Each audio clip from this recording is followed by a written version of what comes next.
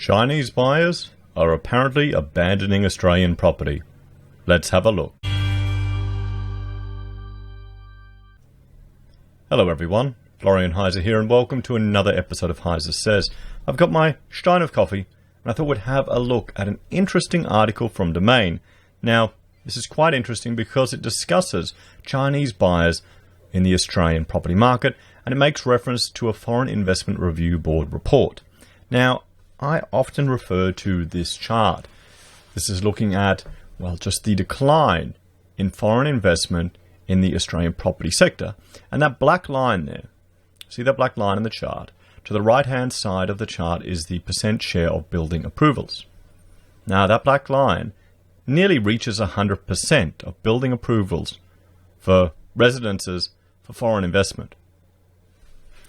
Just think about that for a moment, everyone. Nearly 100%. And we're in a housing bubble. You know, and just property, just housing affordability went off the charts and housing prices went up. I wonder why. Have a look at Melbourne, guys. Look at 1617. We'll jump back to this chart. You can see the same climb, or it's starting to peter off in 1617. But foreign investment is a big part of, I would argue, the property bubble that we're all facing here in Australia, particularly in housing and investment grade, townhouses and units, that sort of product. Now, one thing you will often hear is people will, use the old argument if you're critical of any Chinese investment in Australia, that, oh, you're being, xenophobe, you're a racist. They're not even number one. They're number 5 of all the investors in Australia. And we'll have a look at that. We'll have a look at that because I think there's a reason why people are seeing so much Chinese investment, but while they still aren't the highest in the nation. And honestly, I wouldn't argue it's even a race argument. I'd say, when you move over here, when you settle here and you're buying here, one generation of being Australian, the Chinese young people are pretty well integrated to our culture. And that isn't even considered a foreign investment if you're here. I'm Australian. I'm a first generation born here. My father immigrated. Me buying a house isn't foreign investment. My mother, who's still Austrian but has been living here for for over 40 years now. She's a PR, so it's considered it's not picked up as a foreign investment. So that's what we need to consider here, guys. So let's have a look at this. So China's foreign investors have abandoned the Australian property market in droves, replaced by a surge in the number of buyers from the US. US investment in Australian real estate soared to $19.5 billion in the 2018-19 financial year, more than 3 times what it was in the year prior, followed by a jump in Canadian investment from $2.1 billion to $13.3 billion. As North American investment has grown, investment levels for China halved in a year from $12.6 billion to $6 billion last financial year, ranking it 5th largest source country for real estate investment behind Singapore and Hong Kong. And, well, that's accurate. But let's have a look at some of my Excel playing around. Now, I've gone through this report and I found the table here and brought it into Excel. Now, you can see here United States are at the number 1. This is total. You've got real estate at 19 billion, Canada 13 billion, Singapore 9 billion, Japan 3, China is at 6, Hong Kong is at 9. So Hong Kong's pretty high in our real estate. If you combine those two together, that'd be 15 billion. That'd be number 2. Because there's definitely some crossover in Hong Kong and mainland China. But what really I think is most interesting is this figure here that I've highlighted. The number of approvals. 4,901. And I've done a little, I've brushed up on my Excel skills over here and I've done a little pie chart. And that means China, mainland China, is over 50%, at 51% of the approvals. So it may be 5th for the number of, for the total amount, but it's over half of all approvals. If you combine that with Hong Kong, that's going to be Hong Kong's 6%. So look at this. Hong Kong, the value is so much higher, but the number of approvals is so much. It's like nearly 10 times. So what does that tell you? This could be why. This could be why everyone is seeing all these Chinese investors, foreign investors.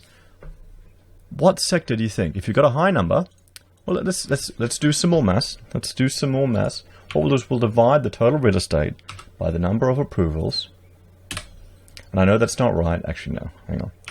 We'll divide the total by the number of approvals. Oh, wait. I need to add some zeros on here, and I will do that. That's why I'm an architect. So it's 2,680 per application. So what does that tell us, guys? So that would say, I'd argue, we're seeing a lot of lower cost investments happening here. Perhaps in the property market, perhaps in lower cost apartments, units, investment properties that may have an impact on the lower socioeconomic groups of our civilization, on the average punters. So that's why, who's experiencing the hardship or the economic impact of allowing this significant foreign investment into our nation. Just let's dwell on that. Think on that when we're going through this article and how it's positioned.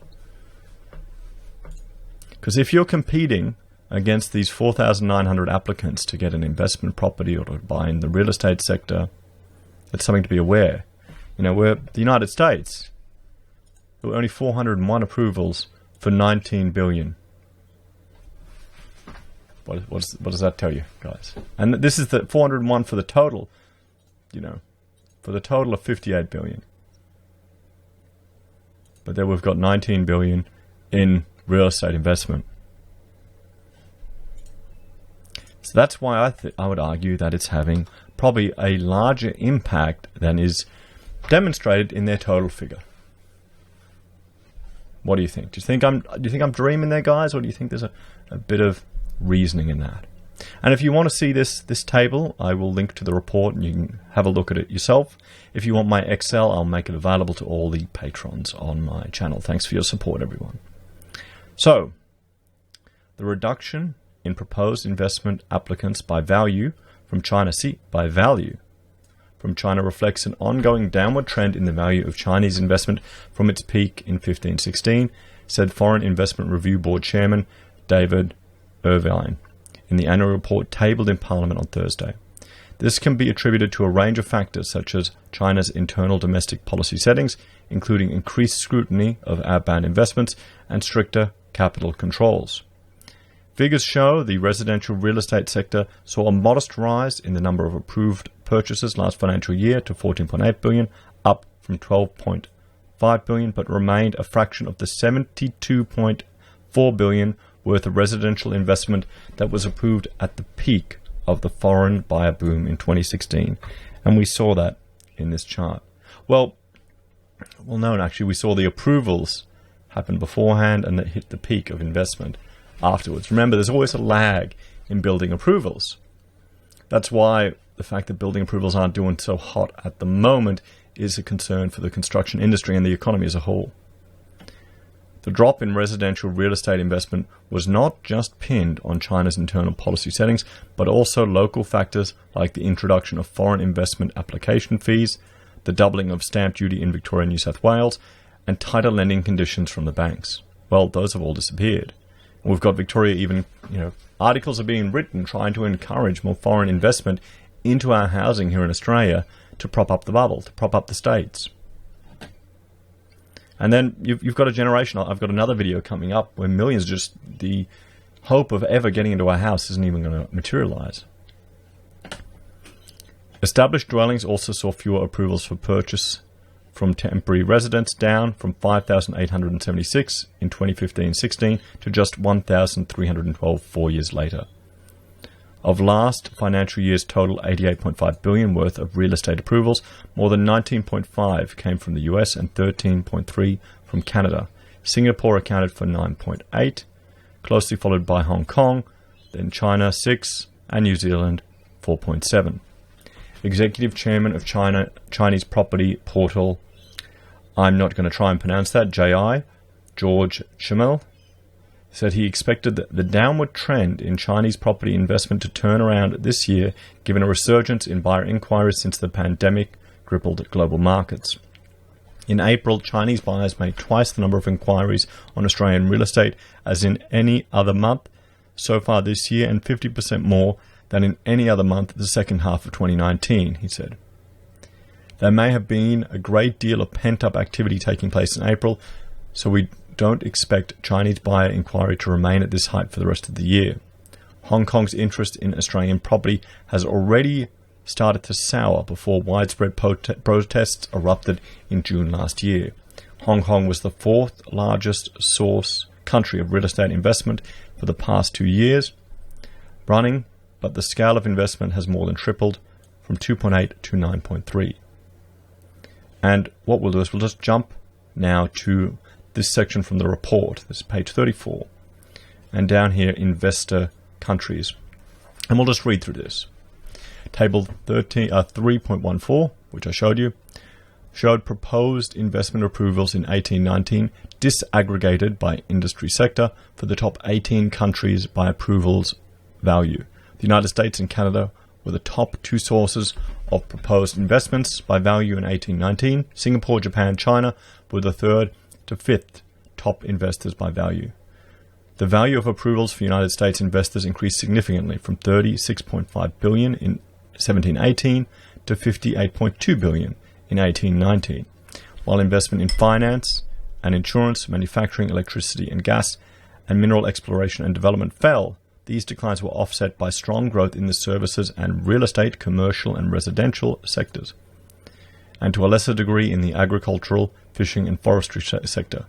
The value of proposed investment in the services sector increased from $19.7 billion to $31.2 billion in 1819, and real estate saw an increase in approvals value from $5.8 billion to $19.6 billion in 1819. Much of the growth in the service sector was the result of Walt Disney Company's acquisition of 21st Century Fox Incorporated. Proposed approved investment from China increased by nearly $15 billion, with a number of large proposed transactions from pension and private equity funds moving Canada to the second largest source investor country. In 1819, the number of approvals and the value of proposed investment from China declined, shifting China to the fifth largest source country by value. The value of approvals fell from $23.7 billion in 1718 to $13.1 billion in 1819.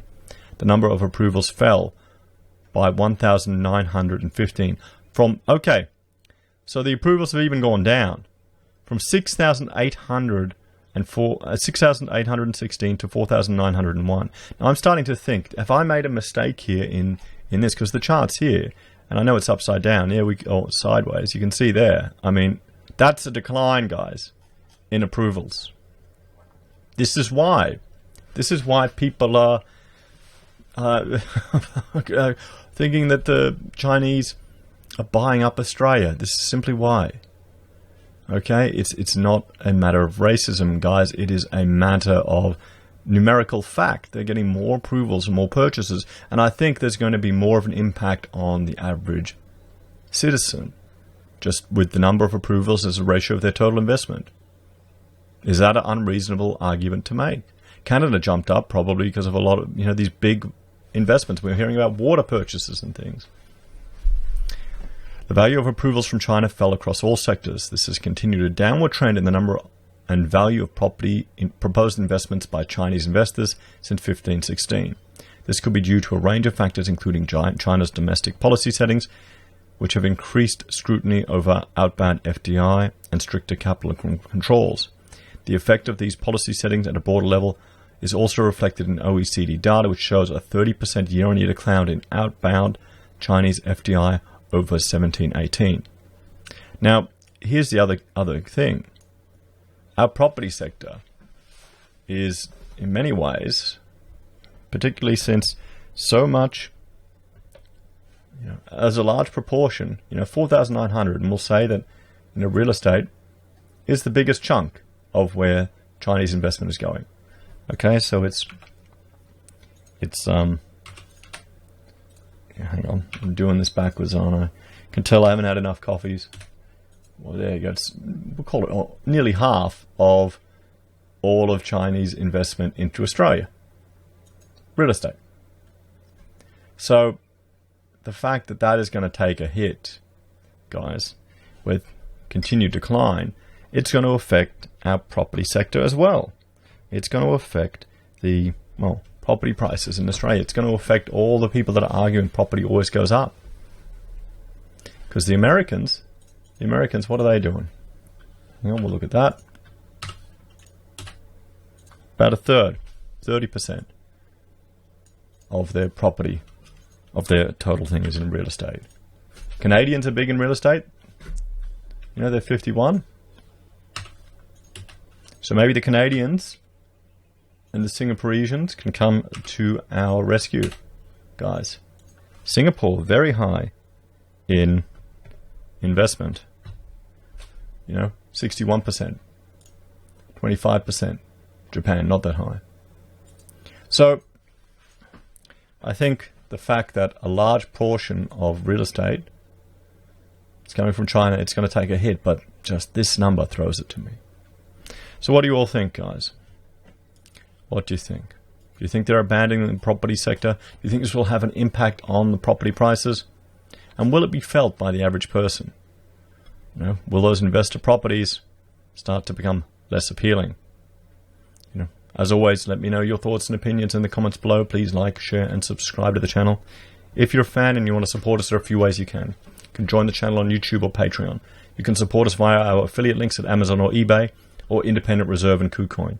You can use Gold Pass from Perth Mint, buy a merch from HeiseSays, or support us from PayPal. Take care, guys. I'll see you next time.